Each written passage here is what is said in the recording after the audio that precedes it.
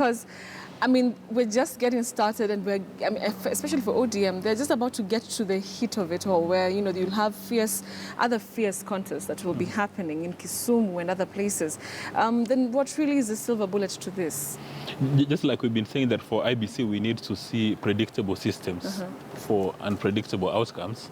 That's what the ODM board should be doing right now. And I think before they go to any country to do elections, they must sit with all the key stakeholders, all the candidates or other aspirants, and all the key people in the entire process, and, you know, discuss with them A to Z on what they've done, you know, so that everybody says this is a predictable system. The only unpredictable thing is the outcome.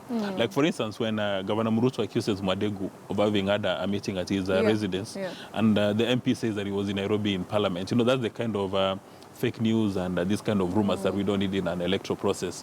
But if you're able to give out information in a timely manner, then there's nobody who can come up and start creating this kind of propaganda. And, you know, you don't need to create a vacuum so that people take advantage of that. And then, of course, number two is for the party leader himself now to come out and assure his voters, or rather his supporters, that it's going to be free and fair. Because believe you me, when Judy Pareno says that our ODM parties, the party primaries are going to be free and fair, nobody will believe her. Because everybody knows, every single politician knows, especially the ones in ODM, that Pareno's word counts for nothing. It has to be the party leader himself. Not even Mbadi, the chairman, who is struggling to defend his seat. But Raila Odinga must come out and assure people. And that's for this election. But I think for 2022, we must have IBC doing the party primaries, because we can no longer allow the political party leaders to be in charge of this process. Because you see right now, if you got a bit of money and you want to become a millionaire in 2022, you just set up a political party today and you popularize it.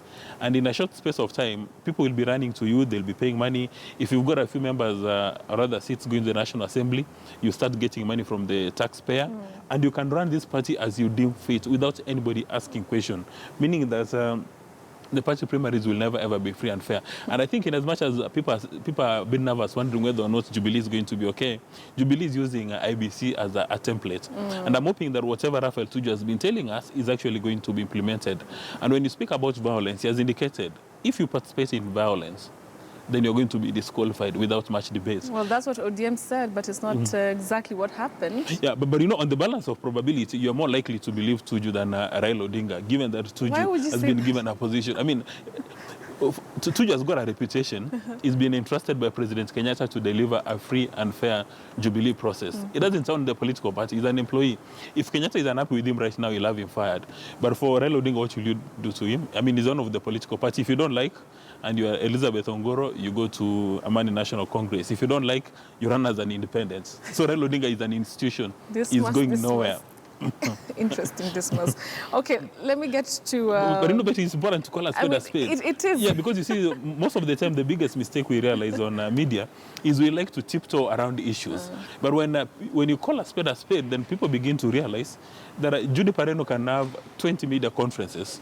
But whatever she says in that media conference, if it's not been sanctioned, she's going to issue a news release after the news conference to withdraw everything that she said. For instance, do you believe for a moment that she nullified the Busia elections without speaking to Raila Odinga?